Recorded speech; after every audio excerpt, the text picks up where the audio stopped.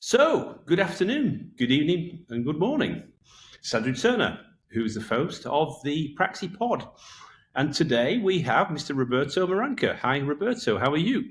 Hello, nice to meet you. I'm very well. Thank you for having me. No problem, no problem. It's good to see you in the flesh. I know last time we saw each other, so to speak, in the flesh was Big Data London. Big Data London, exactly. Yes, that was it. Yeah. Which was a very big data. I think there was 15,000 people there, wasn't there? So yeah, there was like 20 minutes to find each other in the massive pavilions of data. Yeah, it's like a needle in a haystack kind of strategy. Exactly. Yeah. Exactly. So welcome to the show. Yeah, and as we explained on our other episodes, we kicked off the Praxi Pod in 2024, and to bring to the internet and to the world great data leaders who can share their experiences. And so I suppose just as a bit of an intro, maybe Roberto, if you just explain, who you are, where you've been, where you are today, and what's going on in, I suppose, Roberto's world. Just a bit of a kind of a segue to the episode. Sure, I'll give you the classic kind of elevator speech introduction. So, born and bred Italian. I moved to UK 23 years ago now. It's been a long time. Wow. But from a professional point of view, I was by trade an aeronautical engineer, but I never managed to be one. So I had to recycle myself into IT. I started with automotive industries. My first job was at Nissan. Then Cool. I went to Ford. And then, as you probably remember, Andrew, I spent 17 years in GE, where basically I made my transition from an IT person that was helping the business to do a bit more advancement and getting value from technology into a data person. So I met data. My baptism of fire before data was Basel II. Wow. It's been a bit of a gestation, so much so when I saw the first role of data officer, I said, that's what I want to do when I grow up. And I've been growing up quite a bit. Actually, data makes you grow old a little bit because it's kind of it's a roller coaster of emotions and implementing data in companies. But after GE, I went to Lloyd's Banking Group, and after Lloyd's, I departed from the financial services and I landed into manufacturing again a bit in Schneider Electric, and where I spent the last 5.5 years. And cool. That's where I am. Fantastic. Yeah, I mean, so the thing we have got in common, obviously, we've obviously got data running through our careers. Yeah. And also, we're both meatball alumni, as they call it. Absolutely. We all cry when people are mentioning Croydonville. our university. Yeah, exactly. Oh my God, yeah. All those kind of acronyms. Yes. So just a quick question, actually. When you were at GE, because obviously I was at GE for a number of years as well, who was the CEO, the group CEO then? Can you remember? Well, I was, okay. So let me, I need to go back to my memory. Of course, Kevin Griffin was my sorry, you're talking about the CEO or the CIO? Sorry, I'm no, CEO. I was hired under Jack, but I departed under Jeff. Jeff, so okay. Yes, so that was the interesting. And G was a different place between the two CEOs. People are really at that level are really making a difference in the culture of the company. And that actually is something you need to take into account in data because it's quite important. Yeah, no, I agree. No, I mean, what I found was that the peer group at GE was fantastic. I mean, the really, really high quality people and, really, really great place to work. There's a lot of learning there. Maybe it was my formative days, although I found Ford as well from my cultural point of view gave me a lot, especially in the practices and the process. Ford is very process-centric. Nissan was very much more about quality overall, process kind of second. But I think it's fascinating to watch these different companies. And I would say that if I put together the years in existence of my five employers, I come up with 780 years because Nissan, Ford, GE, Lloyd's Banking and Schneider. I never worked for a startup, but the good thing is that probably in data, everyone is a bit of a startup. Have to be. Yeah, it's interesting. Yeah, I mean, when I was working on Six Sigma, when I was at GE, that obviously data was absolutely fundamentally important. Yeah. M for measure. Exactly. Well, DMAIC and DMADV and all that kind of stuff. And I remember, I don't know if you were there, but I remember Gary Reiner, who was like Jack's obviously right hand man, this group CIO. I remember that when they did the first Six Sigma training, I don't know if you remember the green belt and black belt stuff. Like nobody was booking on the courses, and then literally Gary Reiner said, either you book on a course for Six Sigma training or reconsider your career options. And suddenly all the courses were fully booked. Yeah, no, I was there that when there was a moment in which being trained in Six Sigma was a condition of employment almost. And I mean, if you were in aviation, that's got a strong sense and purpose. If you were on capital, maybe a bit less. I mean, but I think there are many things that I brought back in my, I took from in what I'm doing data from the days in which Gary was telling us, you always simplify before you digitize, right? Yes. So you mean Gary Wentz? You mean Gary Wentz? No, yeah. Gary Reiner. Gary. Gary Reiner. Okay, yeah. Gary was saying you don't digitize something is broken. You simplify it, you lean it, and then you digitize. That's fundamentally true, because sometimes we jump into things, even in data. We say, okay, let's do this. But then you don't know how complex it really is, and what happens that your POCs are never gonna see the sun of light in the light of the sun into a proper scale up thing. Scaling up is the issue we find when you don't have the right approach. But we are kind of digressing, are we? No. It's interesting. No, it's interesting because I was speaking to a CDO, Chief Data and Analytics Officer, the other day, and they were saying that actually they hate doing POCs and POVs now. They actually want to do the due diligence on selecting the right people to work with, and they want to move straight to an MVP that can become a pilot, that can become a production application. So it's very, very interesting kind of perspective on that, because it's a thing about throwaway versus actual reuse. It's that kind of thing, I suppose. I agree with that to one condition. So the condition, the boundary condition is that, and we're probably going to get to the next of the podcast. Let's call it the data intelligence has to be pretty high to do that. Because if you don't know, so if you know what is out there, I think it's fair to expect that you don't beat around the bushes. You play with things, but maybe you have a vision and you go for it, and you have a very good understanding of your scaling. But what I experience is that usually you don't know what's out there, how complex, how different is going to be the environment you want to address with your solution. So if you don't know, you're better off getting some, giving yourself the ability to expand at a certain speed rather than thinking already scaling, because it's going to be difficult to scale, because inevitably you're going to face something that you've never seen before, and that might put in complete disarray the assumption you were having from an architectural point of view, from a business point of view, from a skills point of view. So that's I didn't get a chance to talk to him about the rationale behind that, but what I was seeing was that I suppose this thing about what's throwaway.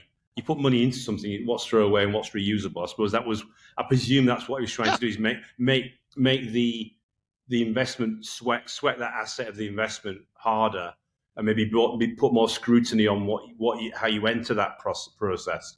That's maybe my assumption of it. And true as well. So but the one way you can look at this is like, what I do today is creating the steps that and the intelligence step that I'm going to use for tomorrow, because I can reuse stuff. So imagine I have a project that is trying to do something for a customer campaign. So necessarily I will need to improve everything around the customer definition, customer mastering. Maybe the next project is pricing, right?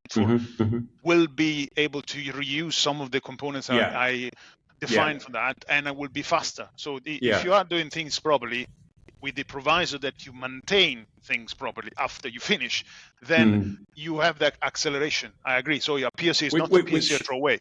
Yeah, which basically implies architectural discipline as you enter that phase. Oh, totally. And as you exit it. Yeah. Everything by design. Yes, it is absolutely that.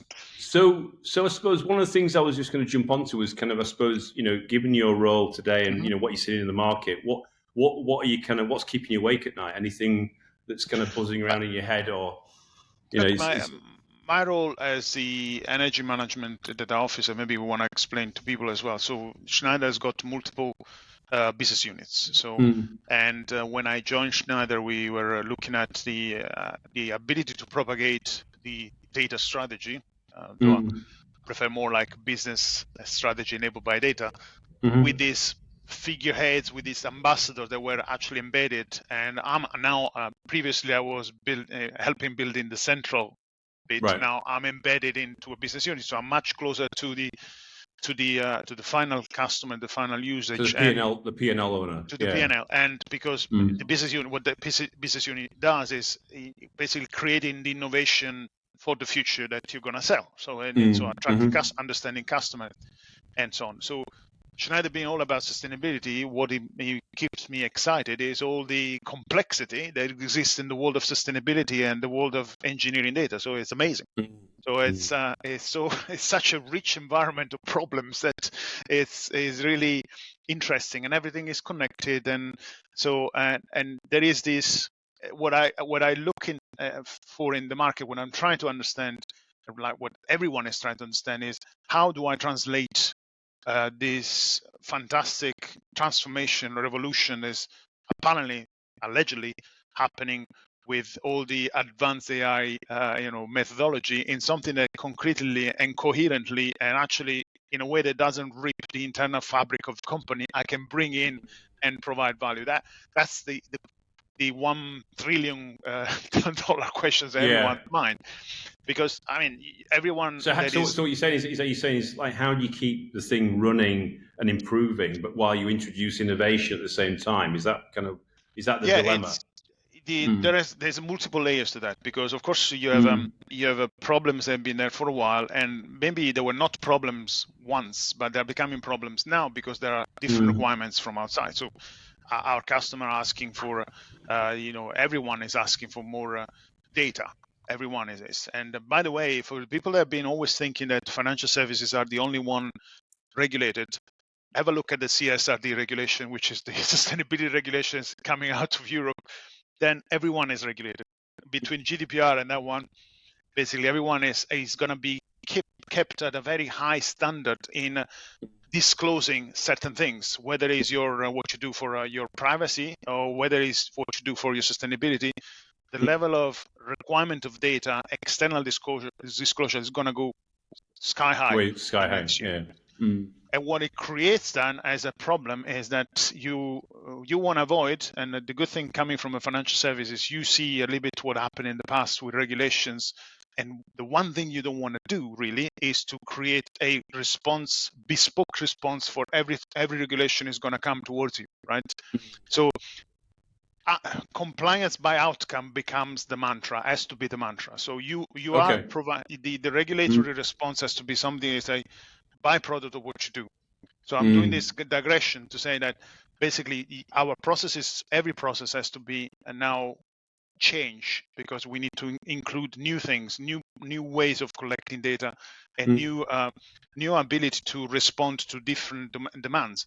What is the issue then? Is the issue, to your point, is what's the role of models of data we're having today, that how that is going to change? Because in the way we've been doing architectures and models and logical models and semantic models to represent who we are, I mean, you are kind of, the moment you create it, and you are creating something that maybe is representative, but is rigid and is almost but it's got to evolve. It's got to evolve, hasn't it? Yeah, it's got to evolve as well. Yeah, and whoever has been searching for, in people with modeling skills or good architects, they will know that they don't come by very, very cheaply and very frequently. So I think for me, one of the things we need to try to find with these new approaches that we see in the market is how we become more flexible, reactive, more agile in the modeling what our data is, to respond to every new nuance or new request, a new demand is going to come to us, because we are becoming too complex to just stop everyone and say, "Oh, on a second, we're going to do a 7 days workshop in which we're going to review completely this model. Then we're going to have a 6 months implementation for our system." So that the level of speed is not going to allow us to really respond. So if there is one thing that I have a hope for in this transformation revolution is how do we substantially change the model, the way in which we connect our data to our operations and to our people. Interesting.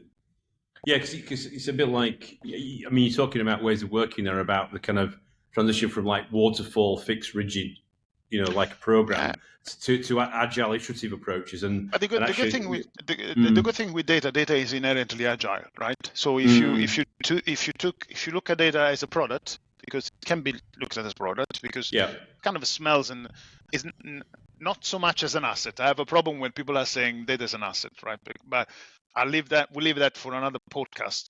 But from a productization point of view, I think it's pretty easy to make a comparison between what is a product and the characteristic and feature of a product and what is a data product. So it's not too difficult to do that. Once you've done that, then you can treat it in an agile development, right? So you basically your teams that are doing DevOps today can do data ops tomorrow, right? Data DevOps or whatever you want to call it. So there is every project that comes back comes around back to our points before, can become a bit that you add to your data product to make it better for the next project coming. So what it stays fixed is the concept of I have my asset, I have my customer, I have my product, I have my sites. Your entities. My entity are my products, and my products are enriched every time. If I do the things properly, every time I touch them or I'm trying to consume them, I add something. I put more timeliness. I add dimensionality, and over time you are getting better and faster. What's the issue? That your as we're saying, your models have to change continuously, and how you do that. Well, everyone is talking about data mesh, right? I mean, everybody, I suppose the question then is, it's like you said, those dimensions. You've got to upskill the people, but you're going to have a different philosophy around architecture and about deliverables of different projects and programs and change. Correct. And you've also got to have a very you call it loosely coupled, but you've also got to think about how you actually have your architecture that doesn't become too like quick drying cement. So you've actually got some fluidity with that, and you can actually evolve it over time. And let's not forget, because I mean, Schneider sustainability, right? If I there has to be a trade-off between being very agile with architecture and being very expensive from a CO2 point of view with architecture, because in the end, our data lives in a data center, right? The more data I do, the more duplication, the more agile maybe means that I'm a bit more flexible in maintaining in my environments, and I use more than what I really should. That translates in CO2. And I don't know if people remember. But also, I don't know if it's a caveat, but is it also that with the sustainability piece? Is it also you've got to have the audit trail? You've got to have the kind of the lineage. You've got to have the history as well. I mean, is that right? Yes, totally. But how do we do that in a, let's say, in a virtuous way? So how the standards of design and architecture and doing the architecture in this new world that requires a lot of agility, marrying the standards of good and parsimonious usage of our resources. I mean, I was about to say that last year, I think the data center CO2 emission has overtaken the general aviation one. So. Oh, really? Wow. Yeah. Oh, because it's cloud computing stuff. Yeah. So there is a lot of cloud computing, and of course, we in Schneider we're trying to do something to reduce the emission of data centers, but there's a lot of data centers out there, and there's going to be even more.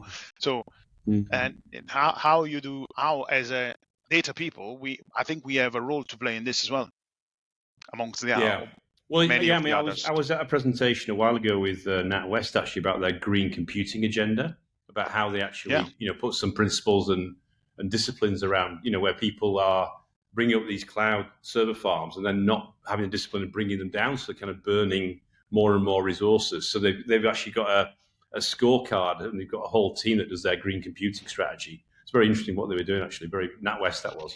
But you can look at yourself, right? Since the advent of very intelligent search engines, what happened to your data, your personal data? Do you really are you really diligent as you were once, or you're now having everything floating around that? Because if I need it, I'll search it, right? And in that means that you're actually losing a little bit the diligence and the rigor in maintaining things properly, like you were doing in the past, where you were actually the structure of your data, your personal data I'm talking about, had to be good. Otherwise, you couldn't find it. Today, with having good search engines, tomorrow we're gonna have Copilot and ChatGPT kind of things on our computer. I don't care anymore where things are because I will find them, and that's a risk. Yeah. Well, you see, my contribution is I've got a green top on today, so that's my eco sustainability view. You see. Okay, so fair. Sorry, a little joke in there. Sorry, a little joke.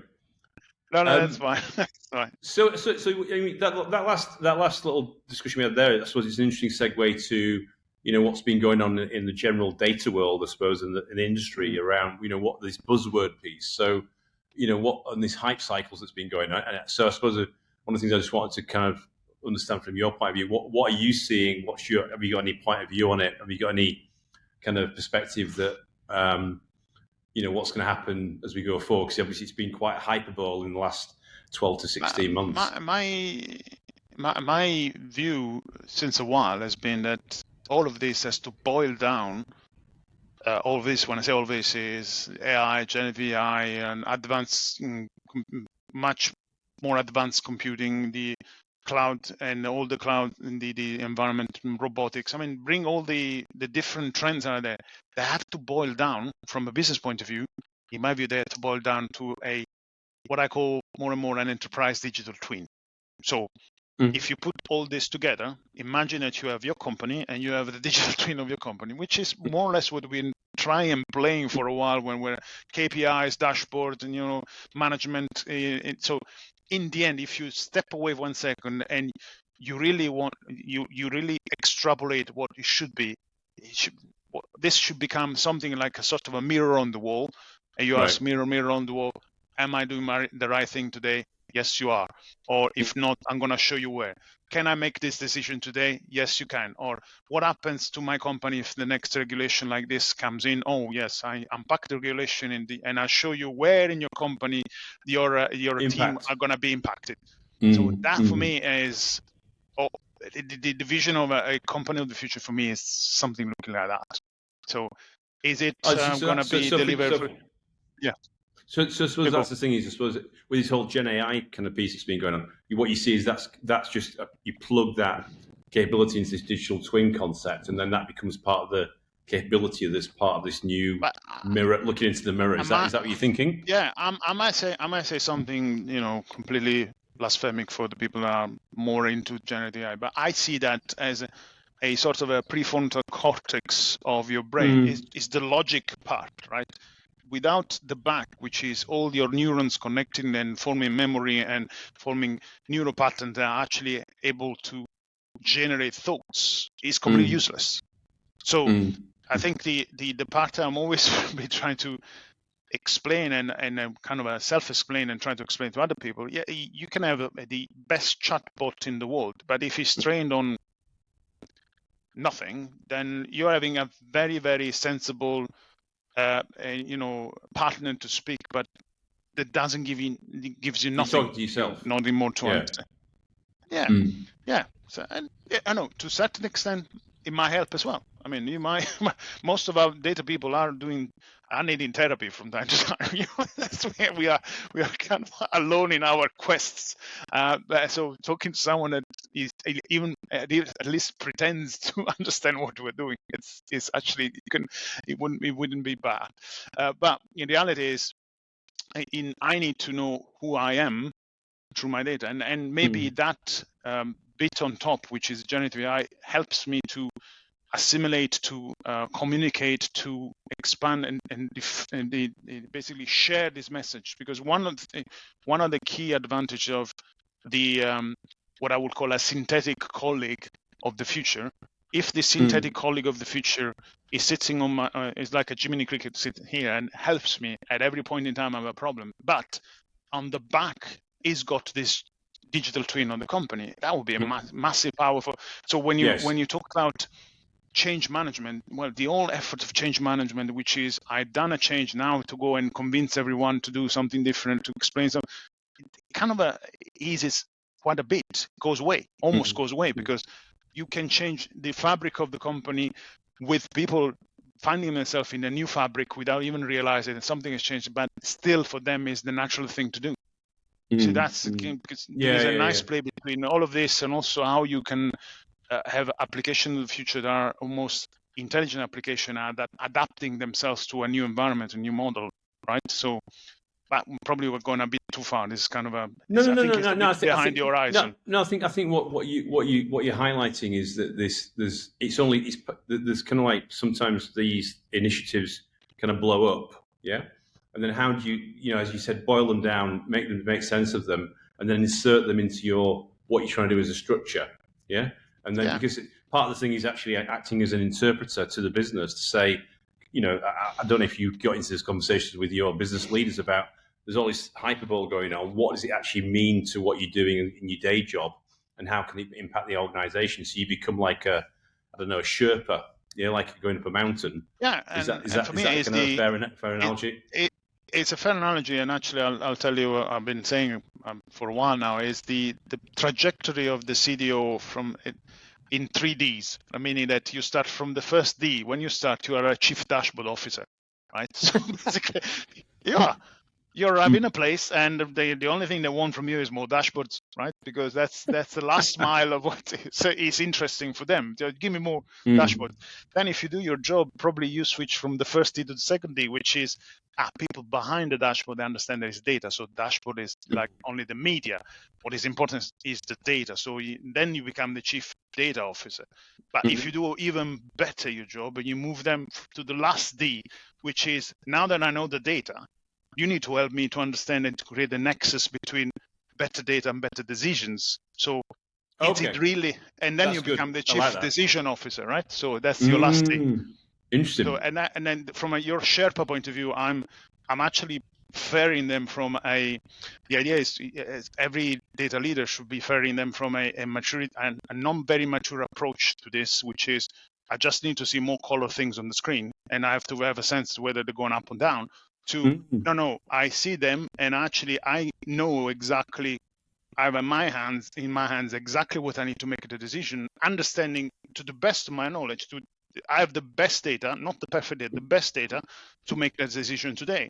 And I also have something that downstream will tell me how good my decision was. So there is also this loop close. So that's where the key thing. I like that. I like that. I was waiting for the third D. Actually, I was trying to work out what the third D would be. I think you could call it this. You could call it the 3D model as well. I presume that's what you do. So that's what I like. That it's good. You could then call it that. Yeah. So you can pattern that. That's the 3D model. No, but it's true because I've never heard the phrase chief dashboard officer as well. So that's a good one. That's a new one on me as well. Because you've never been a first data officer in a company, because otherwise you will know what I mean, right? And but that's that. Well, unfortunately, when I started in data, there wasn't any CDOs. That role didn't even exist. Yeah. So anyway. I know, and but it's been a journey of passion, of course. So I suppose combining the kind of wrapping up the session today, because I know you're a busy gentleman, is in terms of some takeaways. So people that listen to this episode have obviously soaked in the stuff we've talked about already. If people are listening and saying, okay, what are some of the takeaways? What are some of the must-dos, should-dos, could-dos, won't-dos? Any thoughts around that you would want to kind of like finish off with? He said the acronym Moscow. I had to Google it to understand the must-do, should-dos. For a second, I thought you were actually leaning. No, I was trying to steer away from that political minefield. Yeah, exactly. Yeah. But yeah, I think people must understand that no matter how much technology you want to throw at this, it's still fundamentally a human problem, right? And in G, you probably remember one of the key equations of our CAP training, which was change acceleration process. You must remember that, which was efficiency E equals Q quality times adoption, which in our world means I can throw at you the best technology in the world, the best dashboard in the world, but if nobody's using it, It's useless. Yeah, It's exactly. useless. So it's a fundamental problem of winning heart and minds. So, and the funny thing is that the more we go deep into the AI, where I stands for intelligence, the more we need to understand how our brain works. Because you'll be surprised to know that one of the issues I'm seeing with the chatbots and learning is the fact that we don't know yet exactly, not for us, not for them, what is the link between nature versus nurture, if you think about it. So do I know? How do I create a deterministic appreciation of whether I expose you to this set of data and therefore you're going to be a good chatbot? It's the same with a human being. How do you know that someone being brought up in a certain environment is not going to become a serial killer? So you don't know, right? For me, it's fascinating to look how deep this thing goes and how much we find ourselves in as a mankind. So it's some people problem. So don't forget the people aspect of this, right? That's number one. Then from a I should do is always, I mean, it's going to sound cheesy, but at the end of the day, you have to be able to answer a question, so what? Right. So, so the people are the one making decisions. And when you go to them and saying, I want to do this, and he's going to deliver you that, that person has to make a decision whether to give you resources or not, has to understand the so what. So, okay, you're going to sort out 20,000 data quality issues in a day.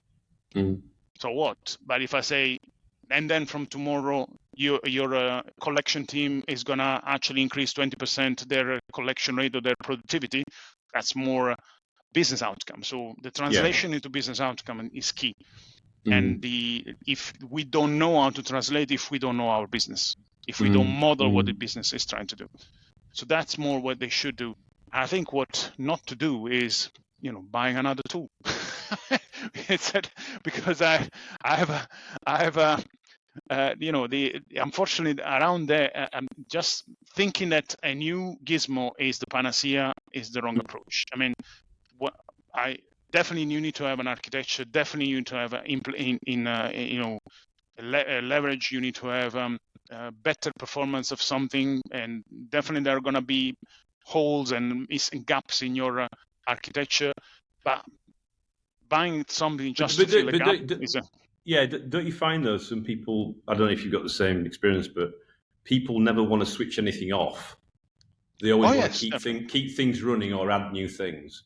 So it's always that kind of nobody wants to put anything down the drain. That's one other thing, right? So if there are moments in which you need to switch, you need to buy something new, and there are going to be definitely a lot of tools on the market that are going to be important to bring in, but try to understand what is that you need, what is that you really want to change in what you do, and to do that means that something. If a process change, the architecture, the technology was, supporting the process before, maybe is redundant or is no longer needed. It's obsolescent.